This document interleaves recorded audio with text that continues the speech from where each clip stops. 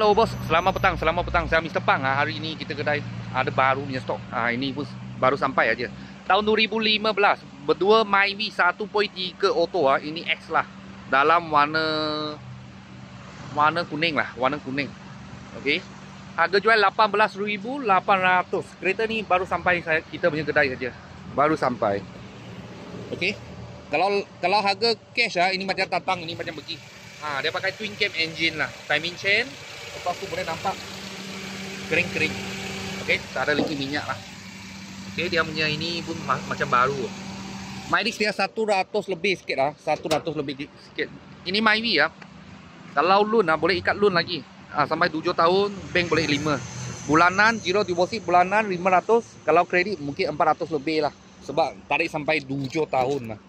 Dalam macam ni. Okey, mileage dia 117.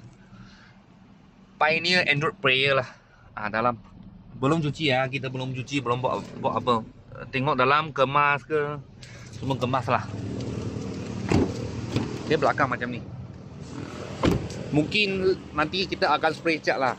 Spray cat kena tambah sikit. Tapi kalau 18,800, condition macam ni. Ini macam punya condition. Terus datang, terus ini macam jalan lah.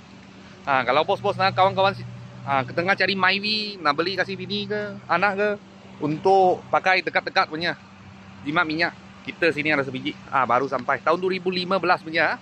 Kalau ada apa murah punya kereta, saya akan video lagi. Thank you bos. Thank you.